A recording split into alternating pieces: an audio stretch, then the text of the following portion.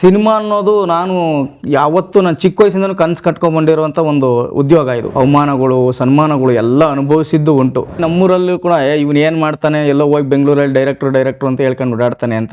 ಸಿನಿಮಾದಲ್ಲಿ ಯಾವ್ಯಾವ ಡಿಪಾರ್ಟ್ಮೆಂಟ್ಗೆ ಯಾವ್ಯಾವ ಬೆಲೆ ಸಿಗುತ್ತೆ ಅನ್ನೋದು ಒಂದು ರಿಯಲೈಸ್ ಆಯ್ತು. ಅದು master mind of the cinema director. ಎಷ್ಟೋ ಜನ ವಾಂಟೆಡ್ ಆಗ್ಬಿಟ್ಟಿದ್ದೀನಿ ನಾನು ಕೆಲವು ಕಡೆ. ಬೆಳಗಿಂದ ಸಂಜೆವರೆಗೂ ಮೈ ಮುರ್ಕೊಂಡು ಕೆಲಸ ಮಾಡಿರ್ತೀವಿ. ಸಂಜೆ ಹೋಗ್ಬೇಕಾದ್ರೆ ದುಡ್ಡು ಕೇಳಿದ್ರೆ ಏನಕ್ಕೂ ಯೂಸ್ ಇಲ್ದಿದ್ದವರು ಸಿನಿಮಾ ಮಾಡ್ತಾರೆ. ತುಂಬ ಲೆಜೆಂಡ್ರಿಗಳು ಸಿನಿಮಾ ಮಾಡ್ತಾರೆ. ಇಂಟ್ರೆಸ್ಟ್ ಆಕ್ಷನ್ ಹೇಳಿರ್ತಾರೆ, ಕ್ಯಾಮ್ರಾ ರೋಲ್ ಆಗ್ತಾ ಇರುತ್ತೆ, ಕಟ್ಟೆ ಹೇಳಿರಲ್ಲ, ಎದ್ದೋಗಿ ಬೇರೆ ಕಡೆ ಸಿಗರೇಟ್ ಹೊಡಿತಾ ಕೂತಿರ್ತಾರೆ. ಅಂಥವ್ರಿಗೆಲ್ಲ ಬಂಡವಾಳ ಹಾಕಂತ ಡೈರೆಕ್ಟರ್ಗಳು ಪ್ರೊಡ್ಯೂಸರ್ಗಳನ್ನ ನಾನು ನೋಡ್ಕೊಂಡು, ನೀವು ಎಲ್ಲದನ್ನು ಪರೀಕ್ಷೆ ಮಾಡ್ತೀರಿ, ಸಿನಿಮಾದವ್ರನ್ನ ಯಾಕೆ ಪರೀಕ್ಷೆ ಮಾಡಲ್ಲ?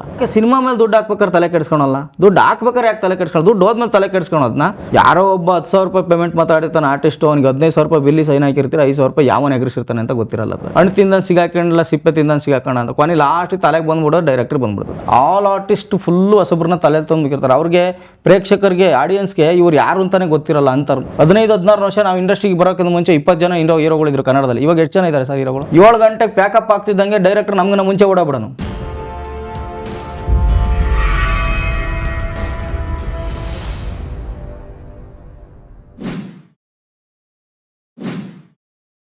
Investing in cinemas without cinema knowledge is injurious to you, your family, and the audience too. Annadata Sukhi Bhava.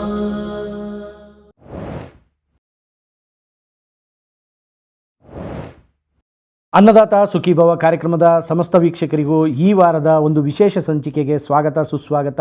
ಈ ವಾರ ನಾವು ಮಧು ರಂಗಾಪುರ ಎಂಬ ಒಬ್ಬರು ಅಸಿಸ್ಟೆಂಟ್ ಡೈರೆಕ್ಟ್ರಾಗಿ 17 ವರ್ಷ, ಅಂದರೆ ಅಸಿಸ್ಟೆಂಟ್ ಡೈರೆಕ್ಟರ್ ಮಾತ್ರ ಅಲ್ಲ, ಸಿನಿಮಾ ರಂಗದ ಎಲ್ಲ ಡಿಪಾರ್ಟ್ಮೆಂಟಲ್ಲೂ ಕೆಲಸ ಮಾಡಿರುವಂಥ ಒಬ್ಬ ವ್ಯಕ್ತಿಯನ್ನು ನಾವು ಪರಿಚಯ ಮಾಡ್ತೀವಿ. ಬನ್ನಿ ಅವ್ರು ಯಾರು ಅಂತ ನೋಡೋಣ. ಮಧು ರಂಗಾಪುರ ಅವರೇ, ನಿಮಗೆ ನಮ್ಮ ಅನ್ನದಾತ ಸುಖೀಭವ ಕಾರ್ಯಕ್ರಮದ ಈ ಒಂದು ಸಂಚಿಕೆಗೆ ಸ್ವಾಗತ ಸುಸ್ವಾಗತ. ನಮಸ್ಕಾರ ಸರ್.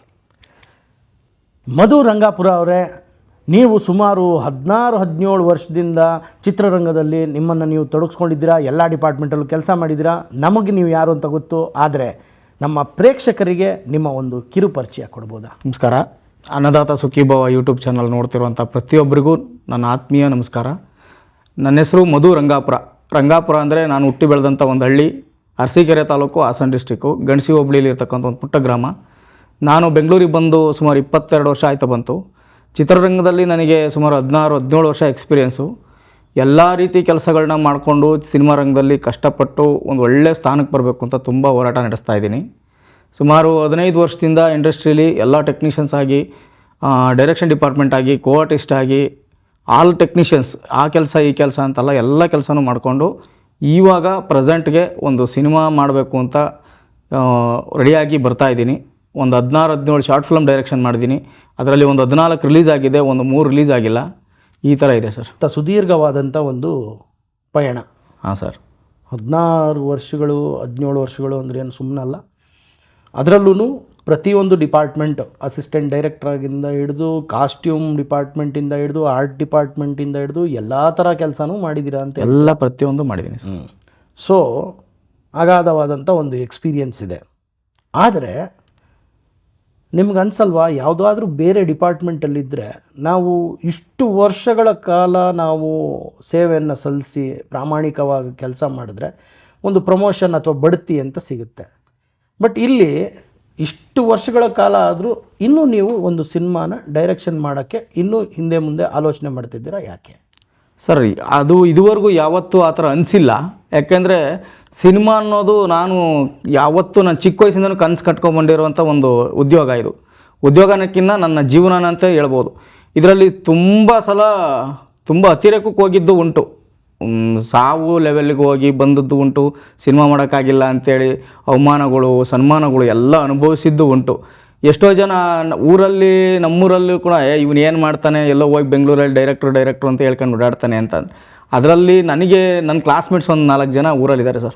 ಅವ್ರು ತುಂಬ ಹೆಲ್ಪ್ ಮಾಡ್ತಾರೆ ಎಲ್ಲೋದ್ರು. ಈಗ ಅದರಲ್ಲಿ ಒಂದು 3 ಜನ ಹೆಸರು ಹೇಳ್ಬೋದಲ್ಲ ಸರ್? ಪ್ರದೀಪ್ ನಾಯ್ಕ ಅಂತೇಳಿ ನನ್ನ ಕ್ಲಾಸ್ಮೇಟು, ಪ್ರಸನ್ನ ಅಂತೇಳಿ, ಸಂತೋಷ ಅಂತೇಳಿ. ಇವರು ಎಲ್ಲೋದ್ರು ನನಗೆ ಬೆನ್ನೆಲುಬಾಗಿ ನಿಂತ್ಕೊಂತಾರೆ. ಊರಲ್ಲಿ ಯಾರೂ ನನ್ನನ್ನು ಬೈಯೋಕ್ಕೆ ಬಿಡಲ್ಲ, ಯಾರೂ ನನ್ನನ್ನು ಆಡ್ಕೊಳಕ್ಕೆ ಬಿಡಲ್ಲ. ಅವರೊಂದಷ್ಟು ನನ್ನ ಜನಕ್ಕೆ ಒಳ್ಳೆಯ ಸ್ನೇಹಿತರು ಅಂತ ಹೇಳ್ಬೋದು. ಹಂಗೆ ಇಷ್ಟು ವರ್ಷದಿಂದನೂ ಸಿನಿಮಾ ರಂಗದಲ್ಲಿ ಎಲ್ಲ ರೀತಿ ಕೆಲಸ ಮಾಡ್ಕೊಬಂದಿದ್ದೀನಿ. ಫಸ್ಟ್ ಬಂದಿದ್ದು ನಾನು ಜೂನಿಯರ್ ಆರ್ಟಿಸ್ಟ್ ಆಗಿ ಸರ್, ಅದನ್ನು ಹೇಳ್ಬೋದು. ಒಂದು 8 ತಿಂಗಳು ಕೆಲಸ ಮಾಡಿದೆ. ಒಂದು ಮಲಯಾಳಂ ಮಮ್ಮೂಟಿ ಅವ್ರ ಸಿನಿಮಾದಲ್ಲಿ ನಾನು ಬಂದಾಗ ಒಂದು ಶೂಟ್ ನಡೀತಿತ್ತು ಮಿನೋರ್ ಮೇಲಲ್ಲಿ. ಯಾರೋ ಒಬ್ಬ ಪುಣ್ಯಾತ್ಮ ಸಿನಿಮಾದಲ್ಲಿ ಆಸಕ್ತಿ ಇತ್ತು, ಅವಕಾಶ ಸಿಕ್ಕಿರಲಿಲ್ಲ, ಬರಬೇಕು ಒಳಗಡೆ ಹೆಂಗೆ ಹೋಗೋದು ಅಂತ ಗೊತ್ತಿರಲಿಲ್ಲ. ಇದರಲ್ಲಿ ಪ್ಯಾಲೇಸ್ ಗ್ರೌಂಡಲ್ಲಿ ಒಬ್ಬರು ಸೆಕ್ಯೂರಿಟಿ ಏಜೆನ್ಸಿ ನಡೆತಿದ್ರು. ಎಲ್ಲ ಕೆಲಸನೂ ಮಾಡ್ತಿದ್ದೆ ಮುಂಚೆ. ನಾನು ಆ್ಯಕ್ಚುಲಿ ಗಾರ್ಮೆಂಟ್ಸಲ್ಲಿ ಪ್ರೊಡಕ್ಷನ್ ಮ್ಯಾನೇಜರಾಗಿ ಕೆಲಸ ಮಾಡ್ತಿದ್ದೆ, ಇಂಡಸ್ಟ್ರಿ ಬರೋದಕ್ಕಿಂತ ಮುಂಚೆ. 2004 ಒಂದು ಸಿನಿಮಾ ವಸುಂಧರೆ ಅಂತ ಒಂದು ಸಿನಿಮಾ ಲಾಂಚ್ ಆಗಿತ್ತು ಅಭಯನಾಡಿ ಸ್ಟುಡಿಯೋದಲ್ಲಿ ಆಯಿತು. ಅವತ್ತಿನ ಕಾಲಕ್ಕೆ ನನಗೆ ಬರೀ 3,200 ರೂಪಾಯಿ ಪೇಮೆಂಟ್ ಇದ್ದಿದ್ದು ಫ್ಯಾಕ್ಟ್ರಲ್ಲಿ. ಅಂಥ ಟೈಮಲ್ಲೇ 25,000 ರೂಪಾಯಿ ದುಡ್ಡು ಕೊಟ್ಟು ಕಳ್ಕೊಬಿಟ್ಟೆ, ಹೀರೋ ಚಾನ್ಸ್ ಕೊಡ್ತೀನಿ ಅಂತ. ಅವಾಗ ಚಿಕ್ಕ ಹುಡುಗ, ಏನು ಗೊತ್ತಿರಲಿಲ್ಲ. ಯಾರೋ ಒಬ್ಬ ಡೈರೆಕ್ಟ್ರ್ ಎತ್ಕೊಂಡು ಹೊಟ್ಟೋಗ್ಬಿಟ್ಟ, ಕೈ ಸಿಗಲಿಲ್ಲ. ದುರ್ಗಾಪ್ರಸಾದ್ ಅಂತ ಇನ್ನೂ ನೆನಪಿದೆ, ಅವ್ರನ್ನ ಮರೆಯೋಕ್ಕಾಗಲ್ಲ ಅಂತಾರೆ. ಅದು ಹುಡುಕ್ತೀವಿ, ಸಿಗಲಿಲ್ಲ. ಟೀ ಅಂತ ಸಿನಿಮಾ ಹೆಸರು ಲಾಂಚ್ ಮಾಡಿ ಆಡಿಷನ್ ಮಾಡ್ತೀನಿ ಅಂತ ಎಲ್ಲ ಮಾಡಿ ಆಯಿತು. ಅದೊಂದು ಆಟ ಹುಡ್ಕೊಬಿಡ್ತು. ತರಿಗೆ ಸಿಕ್ಕಾಬಟ್ಟೆ ಮನೇಲಿ ಎಕ್ಸ್ಪೆನ್ಸಿವ್ ಗಲಾಟೆ ಆಗೋಯ್ತು, ಈ ದುಡ್ಡು ಕಳೆದ್ಬಿಟ್ನಲ್ಲ ಅಂತ. ಆ ಟೈಮಲ್ಲಿ ಇಲ್ಲ, ಇದರಲ್ಲೇ ಮಾಡಿರಿ ಏನಾದರೂ ಒಂದು ಮಾಡಬೇಕು ಅಂತ ಅವಕಾಶ ಸಿಕ್ಕಿರಲಿಲ್ಲ ನನಗಲ್ಲಿ. ಪ್ಯಾಲೇಸ್ ಗ್ರೌಂಡಲ್ಲಿ ಒಂದು ಏನಾಗುತ್ತೆ ಅಂದರೆ, ಈ ಜೂನಿಯರ್ ಆರ್ಟಿಸ್ಟ್ಗಳ ಸಹ ಕಲಾವಿದರು ಅಂತ ಏನಂತೀವಿ, ಅವರಿಗೆ ಕೂಡ ಸಂಬಳ ಸಾಲಲ್ಲ, 250-300 ಕೊಡ್ತಾರೆ. ಅವರು ಅಲ್ಲಿ ಕೆಲಸಕ್ಕೆ ಬಂದಿದ್ದರು. ಈ ಒಂದಷ್ಟು ಜನ, ನಾನು ಈ ಸೀರಿಯಲ್ಲು ಸಿನಿಮಾಗಳ್ನ ಅವಾಗೆಲ್ಲ ಸಿಕ್ಕಾಬಟ್ಟೆ ನೋಡ್ತಿದ್ದೆ. ನಮಗೆಲ್ಲ ಇವಾಗ ಅಂದರೆ ಮೊಬೈಲ್ ಇದೆ, ಅವಾಗೆಲ್ಲ ಉದಯವಾಣಿ ಪೇಪರ್ ನೋಡ್ಕೊಂಬಿಟ್ಟು ಶುಕ್ರವಾರ ಯಾವ ಸಿನಿಮಾ ರಿಲೀಸ್ ಆಗುತ್ತೆ ಅಂತ ಓಡೋಗ್ಬಿಡ್ತಿದ್ದು. ಆ ಥರ ನೋಡ್ಕೊಂಡು ಹೋದಾಗ ಒಂದಷ್ಟು ಈ ಸರೋಜಮ್ಮ ಆಗಿರ್ಬೋದು, ಇವರೆಲ್ಲ ನೋಡಿರ್ತೀರಿ. ಅವ್ರು ಕೆಲವ್ರು ಕೆಲಸಕ್ಕೆ ಬಂದಿದ್ರು ಅಲ್ಲಿ. ಇದೇನು ಇವರು ಸಿನಿಮಾದಲ್ಲಿ ಕೆಲಸ ಮಾಡ್ತಾ ಇರೋರೆಲ್ಲ ಇಲ್ಲಿ ಬಂದು ಒಬ್ಬಿಟ್ಟು ತರ್ತಾ ಇದ್ದಾರೆ, ಮುದ್ದೆ ಕಟ್ತಾ ಇದ್ದಾರೆ, ಏನೋ ಅಡುಗೆ ಕೆಲಸಕ್ಕೆ ಬಂದಿದ್ದಾರಲ್ಲ, ಈವೆಂಟಿಗೆ ಬಂದಿರಲ್ಲ ಅಂತ. ಯಾರೋ ಒಬ್ಬ ದೇವರಾಜ್ ಅಂತ ಪುಣ್ಯಾತ್ಮ ನೆನಿಬೇಕು, ನನ್ನ ಇಂಡಸ್ಟ್ರಿ ಬಂದವನೇ ಅವನು, ಈಗಲೂ ಇದ್ದಾನೆ, ಟಚ್ಚಲ್ಲಿದ್ದಾನೆ. ತುಮಕೂರು ಹತ್ರ ಒಂದು ಹಳ್ಳಿ ಅವನು ಗುರು ಸೆಕ್ಯೂರಿಟಿ ಕೆಲಸ ಮಾಡ್ತಿದ್ದೆ. ಏನು ಗುರು ಇವರೆಲ್ಲ ಸಿನಿಮಾದವರು? ಅಯ್ಯೋ ನಾನು ಸಿನಿಮಾದಾನೆ ಅಪ್ಪ, ಬಾರಪ್ಪ ಅಂತ. ಅಲ್ಲಿಂದ ಕರ್ಕೊಬಂದು ಮಿನೋರೋ ಮಿಲ್ಲಲ್ಲಿ ಜೂನಿಯರ್ ಆರ್ಟ್ ಒಂದು 8 ತಿಂಗಳು ಕೆಲಸ ಮಾಡಿದೆ ಸರ್. ಅಲ್ಲಿ ನನಗೆ ಒಂದು ರಿಯಲೈಸ್ ಆಗಿದ್ದೇನಂತಂದರೆ, ಸಿನಿಮಾದಲ್ಲಿ ಯಾವ್ಯಾವ ಡಿಪಾರ್ಟ್ಮೆಂಟಿಗೆ ಯಾವ್ಯಾವ ಬೆಲೆ ಸಿಗುತ್ತೆ ಅನ್ನೋದು ಒಂದು ರಿಯಲೈಸ್ ಆಯಿತು. ಜೂನಿಯರ್ಸಿಗೆ ಒಂದು ಬೆಲೆ, ಟೆಕ್ನಿಷಿಯನ್ಸ್ಗೆ ಒಂದು ಬೆಲೆ, ಕಾಸ್ಟ್ಯೂಮರ್ ಐರನ್ ಮಾಡೋನಿಗೆ ಒಂದು ಬೆಲೆ, ಸೆಟ್ಟವ್ನಿಗೆ ಒಂದು ಬೆಲೆ, ಆರ್ಟಿಸ್ಟನ್ಗೆ ಬೆಲೆ. ಅದು master mind of the cinema director. ಅಂದರೆ ನನಗೆ ಡೈರೆಕ್ಟರ್ ಆಗಬೇಕು ಅನ್ನೋದೇ ಇದ್ದಿದ್ದು. ಸಿನಿಮಾ ಹೀರೋ ಆಗಬೇಕು ಅಂತ ಯಾವತ್ತೂ ಅಂದ್ಕೊಂಡಿಲ್ಲ, ಅಂದ್ಕೊಳಕ್ಕೆ ಆಗೋದಿಲ್ಲ. ಯಾಕಂದರೆ ನಮಗಿರೋ ಇದಕ್ಕೆ ಡೈರೆಕ್ಟ್ರ್ ಆಗಬೇಕು ಅಂತ ಬಂದು ಏನೇನೋ ಮಾಡಿ ಜೂನಿಯರ್ ಆರ್ಟಿಸ್ಟಾಗಿ ಇದ್ದಾಗಲೇ ಫ್ರೇಮ್ ಮುಂದೆ ಹೋಗಿ ನಿಂತ್ಕೊಳೋದು, ಡೈರೆಕ್ಟ್ರ್ ಹಿಂದೆ ಹೋಗಿ ನಿಂತ್ಕೊಳೋದು. ಎಷ್ಟೋ ಜನ ಡೈರೆಕ್ಟ್ರ್ ತಲೆ ಮೇಲೆಲ್ಲ ಹೊಡೆದು ಕಳಿಸ್ಬಿಟ್ಟಿದ್ದಾರೆ. ನೀನೇನೋ ಕೆಲಸ, ಜೂನಿಯರ್ ಆರ್ಟಿಸ್ಟಿಗೆ ಬಂದಿದ್ಯಾ, ನಮ್ಮ ಹತ್ರ ಏನು ಕೆಲಸ ಅಂತ ಹೇಳ್ಕೊಡೋಕ್ಕೂ ಇಲ್ಲ, ಯಾರೂ ಏನು ನೋಡೋದು ಇಲ್ಲ. ಕೊನೆಗೆ ಸರ್, ನನಗೆ ಗುರುಗಳಂತ ಯಾರೂ ಇಲ್ಲ. ನಾನು ಫಸ್ಟು ಸಿನಿಮಾ ಮಾಡಿದ್ದೆ ಶಾರ್ಟ್ ಫಿಲಮ್ನ ನನ್ನಿಚ್ಚಿ ನಾನೇ ಯೂಟ್ಯೂಬಲ್ಲಿ ನೋಡಿಕೊಂಡು ಯಾವ ಥರ ಮಾಡ್ತಾರೆ, ಏನು ಮೇಕಿಂಗ್ ಆಫ್ ದ ಸಿನಿಮಾ ಯಾವ ಥರ ಮಾಡ್ತಾರೆ ಅಂತ ಹುಡುಗರನ್ನ ಟೀಮ್ ಕಟ್ಕೊಂಡು, ನಾನು ಯಾಕೆ ಮಾಡಬಾರ್ದು ಅನ್ನೋ ಒಂದು ಛಲದಲ್ಲಿ ನಮ್ಮೂರಲ್ಲೇ ಒಂದು 5,000 ಸಾವಿರ 3,000 ಹಾಕ್ಕೊಂಡು ಊರಿಗೆ ಜನನೆಲ್ಲ ಇಲ್ಲಿಂದ ಕರ್ಕೊಂಡು ಹೋಗಿ ಒಂದು ಶಾರ್ಟ್ ಫಿಲಮ್ ಮಾಡಿದೆ. First direction sir. ನನಗೆ ಯಾರೂ ಗುರು ಇಲ್ಲ ಡೈರೆಕ್ಷನಲ್ಲಿ. ಅದಾದಮೇಲೆ ಅದು ಹೆಂಗೋ ಒಂದು ಬಂತು, ಅದು ರಿಲೀಸ್ ಮಾಡಿದ್ವಿ. ಅವತ್ತಿನ ಕಾಲಕ್ಕೆ 2007-8 ಒಂದು 20,000 ವ್ಯೂಸ್ ಹೋಗ್ಬಿಡ್ತು. ಅದರಿಂದ ಶುರು ಹಚ್ಕೊಂಡಿದ್ದೆ sir short films. Short film ವರ್ಷಕ್ಕೆ 1-2 ಮಾಡ್ತಾ ಬಂದೆ. ಮಧ್ಯದಲ್ಲಿ ಹೊಟ್ಟೆಪಾಡಿಗೋಸ್ಕರ ಮಕ್ಕಳಿದ್ದಾರೆ, ಹೆಂಡ್ತಿ ಇದ್ದಾರೆ, ಎಲ್ಲರೂ ಇದ್ದಾರೆ. ಆ ಉದ್ದೇಶಕ್ಕೋಸ್ಕರ ಸಣ್ಣ ಪುಟ್ಟ ಕೆಲಸ ಮಾಡಿಕೊಂಡು ಈಗ ಒಂದು 7 ಇಯರ್ಸಿಂದ ಡೈರೆಕ್ಷನ್ ಮೇಲೆ ಫುಲ್ಲು ಸ್ಕೋಪ್ ತಗೊಂಬಿಟ್ಟಿದ್ದೆ. ಹಂಗಾಗಿ ಮಧ್ಯದಲ್ಲಿ ಕೆಲಸ ಕಲ್ತ್ಕೊಂಡು ಒಂದಷ್ಟು ಸಿನಿಮಾಗಳ್ನ ಮಾಡಿದೆ ಸರ್. ಅದರಲ್ಲಿ ನಾನು ಚೀತು ಸಂಘ ಅಂತ ಒಂದು ಸಿನಿಮಾ ಡೈರೆಕ್ಟ್ರಾಗಿ ವರ್ಕ್ ಮಾಡಿದೆ. ಆಮೇಲೆ ಇದು ಪ್ರಿಯಾಂಕಾ ಉಪೇಂದ್ರ ಅವ್ರದ್ದು ಕರ್ತು ಕರ್ಮ ಕ್ರಿಯಾ ಅಂತ ಒಂದು ಸಿನಿಮಾ ಮಾಡಿದ್ವಿ. ರಾಜ್ಕಿರಣ್ ಅಂತ ಡೈರೆಕ್ಟ್ರು. ಹೀಗೆ ನಡೀತಾ ಬಂತು ಸರ್. ಈಗ ಮೊನ್ನೆ ಒಂದು ಮರ್ಮ ಅಂತ ಒಂದು ಶುರುವಾಗಿತ್ತು, ಅದು ಪ್ರೊಡ್ಯೂಸರ್ ಇದರಿಂದ ಸ್ವಲ್ಪ ನಿಂತಿದೆ. ಹಿಂಗೆ ನಡೀತಾ ಇದೆ. ಈಗ ಒಂದಷ್ಟು ಸ್ಕ್ರಿಪ್ಟ್ ಮಾಡಿಕೊಂಡು ಪ್ರೊಡ್ಯೂಸರ್ ಅಪ್ರೋಚಲ್ಲಿ ಇದ್ದೀನಿ ಸರ್. ಅಪ್ರೋಚ್ ಕೊಟ್ಟಿದ್ದೀನಿ. ಏನೋ ರಾಯರ ಕೃಪೆಯಿಂದ ಏನಾದರೂ ಈ ವರ್ಷ ಲಾಂಚ್ ಮಾಡ್ತೀನಿ ಅಂತ ಒಂದು ಸ್ಟಾಮಿನಾ ಉಳ್ಕೊಂಡಿದೆ. ನೋಡ್ಬೇಕು ಸರ್, ಈ ಥರ ಇದೆ. ಸೊ ನೀವು ಈ ಹಿಂದೆ ಮಾಡಿರುವಂಥದ್ದು ಒಂದು 15-16 ಶಾರ್ಟ್ ಫಿಲ್ಮ್ಸ್, ಜೊತೆಗೆ ಒಂದು 14-15 ಡೈರೆಕ್ಷನ್ ಡಿಪಾರ್ಟ್ಮೆಂಟಲ್ಲಿ ಫುಲ್ ಲೆಂತ್ ಸಿನಿಮಾಲ್ ಕೆಲಸ ಮಾಡಿದ್ದೀರಾ. ಜೊತೆಗೆ ನೀವು ಆರ್ಟಿಸ್ಟ್ ಆಗೂ ಕಾಣಿಸ್ಕೊಂಡಿದ್ದೀರಾ, ಜೊತೆಗೆ ಟೆಕ್ನಿಷಿಯನ್ ಆಗಿ ಹಲವಾರು ಡಿಪಾರ್ಟ್ಮೆಂಟಲ್ಲಿ ಕೆಲಸ ಮಾಡಿದ್ದೀರಾ. ಸಿನಿಮಾ ರಂಗದೊಳಗೆ ಬರಬೇಕು ಅನ್ನೋದು ಚಿಕ್ಕ ವಯಸ್ಸಿಂದ ನನಗೆ ಕನಸಿತ್ತು ಅಂತ ನೀವು ಹೇಳಿದ್ರಿ. ಇದು ಆ್ಯಕ್ಚುಯಲ್ ಆಗಿ ಹುಟ್ಕೊಂಡಿದ್ದು ಎಲ್ಲಿ? ಶಾಲೆ ಎಲ್ಲ ಸರ್? ನನಗೆ ಸ್ಕೂಲಲ್ಲಿ ಅಂತ ಏನು ಹುಟ್ಟಿಲ್ಲ ಸರ್. ನಾವು ಸ್ಕೂಲಲ್ಲಿ ಓದಿದ್ದೆಲ್ಲ ನಾನು ಹಾಸನಲ್ಲಿ. ಅಲ್ಲಿ ನಾನು 7th ಊರಲ್ಲಿ ಓದಿದ್ದು. ಆಮೇಲೆ SLC ಹಾಸ್ಟೆಲಲ್ಲಿ ಓದಿದ್ದು. ಹಾಸನಲ್ಲಿ ಓದ್ಬೇಕಾದ್ರೆ ಸಣ್ಣ ಪುಟ್ಟ ನಾಟಕಗಳು, ಇವು ಬೀದಿ ನಾಟಕಗಳು ಮಾಡಿಸೋರು. ಅಂದರೆ ಅದೊಂಥರ ಅಬಲಾಶ್ರಮ ಅನ್ನೋ ಥರ ಒಂದಿತ್ತು. ಅವತ್ತಿನ ಮನೆ ಪರಿಸ್ಥಿತಿಗೋಸ್ಕರ ಅಲ್ಲೆಲ್ಲ ಓದಿ ಬಿಟ್ಟಿದ್ದು ಮಾಡಿದ್ವಿ.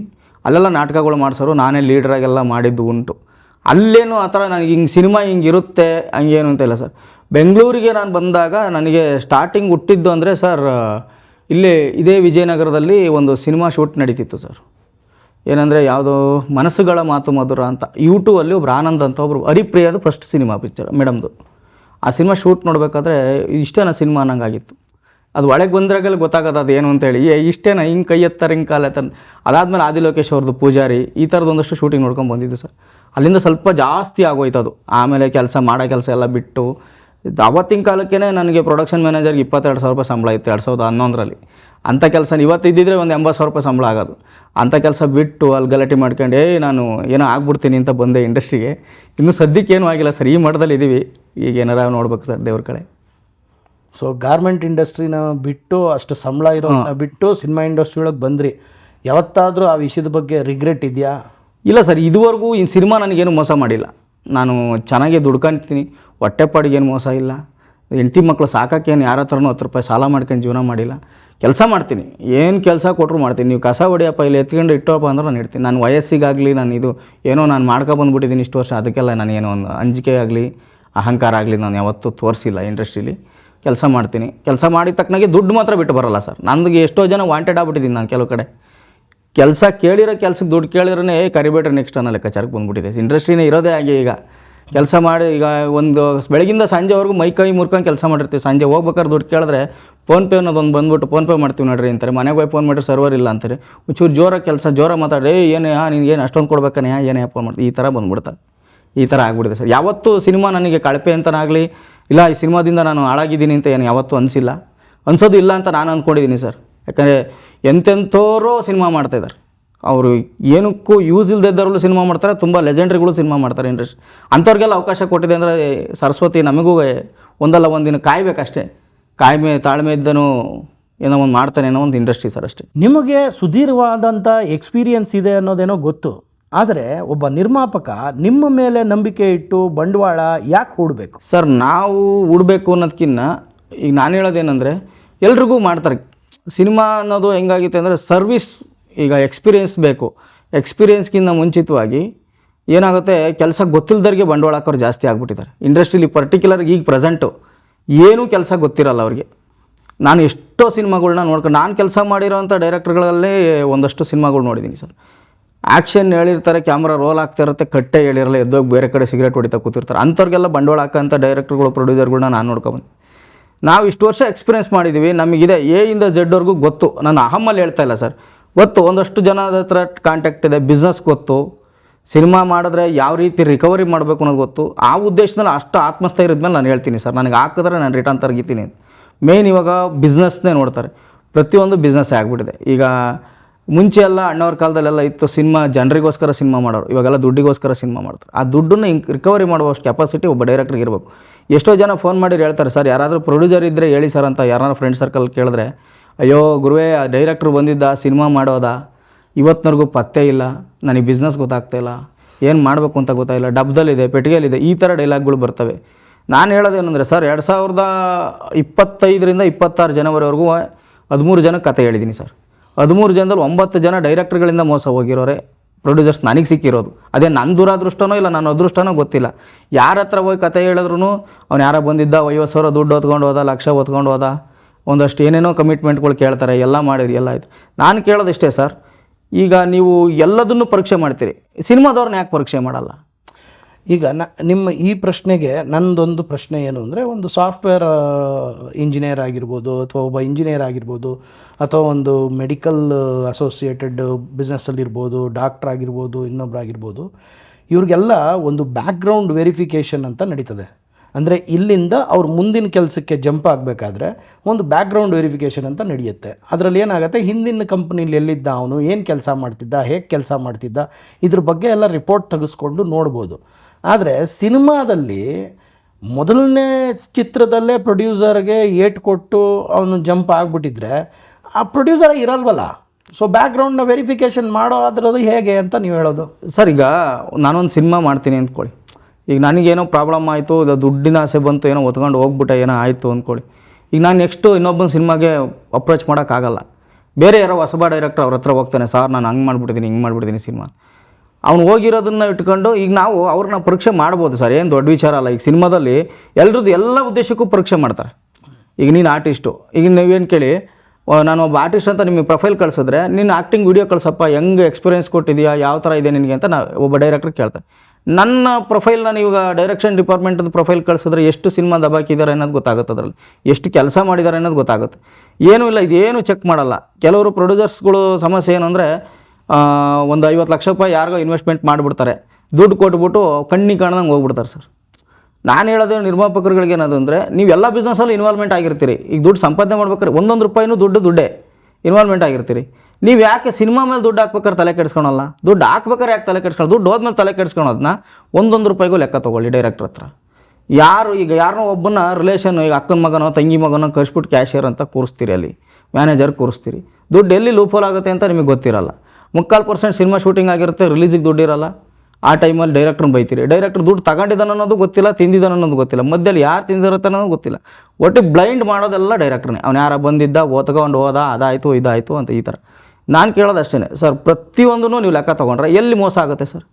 ಅಂದರೆ ನೀವು ಹೇಳೋದು ಬೇರೆ ಎಲ್ಲ ಡಿಪಾರ್ಟ್ಮೆಂಟ್ಗಳಲ್ಲಿ ಹೇಗೆ ಒಂದು ಪ್ರೊಸೀಜರ್ ಆಗಿ ಒಂದು ಅಕೌಂಟ್ಸ್ ಡಿಪಾರ್ಟ್ಮೆಂಟ್ ಥರ ಇದ್ದು ಅದನ್ನು ಫಾಲೋ ಅಪ್ ಮಾಡ್ತಾರೋ, ಸಿನಿಮಾದಲ್ಲೂ ಪ್ರತಿಯೊಂದು ಮಾಡಬೇಕು ಸರ್. ಲೆಕ್ಕ ತಗೊಳ್ಳಿ ಪ್ರೊಡ್ಯೂಸರ್ಗಳು, ಆವಾಗ ಡೈರೆಕ್ಟರ್ನ ಬ್ಲೇಮ್ ಮಾಡೋಂಥ ಸಾಧ್ಯತೆನೇ ಇಲ್ಲ. ಡೇ ಒನ್ನಿಂದ ತಗೋಬೇಕು ಸರ್. ಈಗ ನಾವು ಅಪ್ರೋಚ್ಗೆ ಹೋಗ್ತೀವ, 50 ರೂಪಾಯಿ ಪೆನ್ನಿಗೆ ಖರ್ಚು ಮಾಡಿದ್ರೆ, 50 ರೂಪಾಯಿ ಪೇಪರಿಗೆ ಖರ್ಚು ಮಾಡಿದ್ರೆ ಲೆಕ್ಕ ಬರ್ಕೊಳ್ಳಿ. ಲಾಸ್ಟ್ನೇ ದಿವಸ ಇಟ್ಕೊಂಡು ಕೂತ್ಕೊಳ್ಳಿ, ಅವನ್ನ ಕೂರ್ಸ್ಕೊಂಡು ನೋಡಪ್ಪ ಇಷ್ಟು ಖರ್ಚಾಗಿದೆ, ಇಷ್ಟು ದುಡ್ಡು ಖರ್ಚಾಗಿದೆ, ಏನಾಗಿದೆ, ಎಲ್ಲಿ ಹೋಯ್ತು ಅಂತೇಳಿ.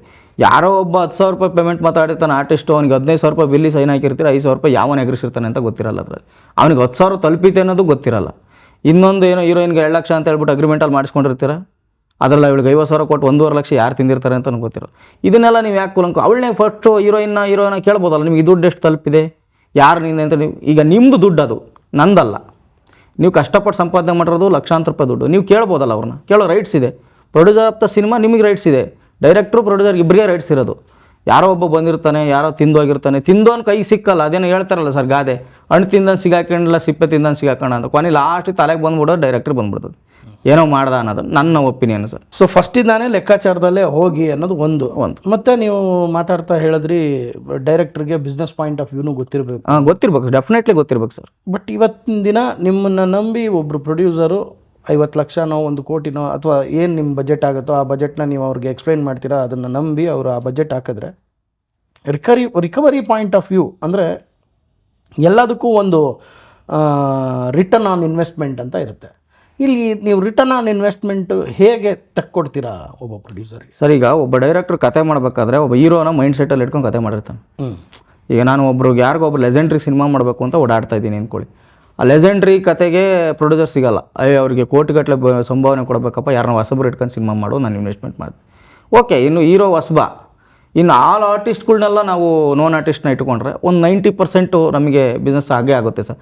ಈಗ ಮತ್ತೆ ಇನ್ನು ಫೈಟ್ಸು, ಕೆಲವರು ಡೈರೆಕ್ಟರ್ಗಳಿಗೆ ಕತೆ ಮಾಡಬೇಕಾದ್ರೇ ಏನು ಮಾಡಬೇಕು ಅಂತ ಗೊತ್ತಿರಲ್ಲ ಸರ್.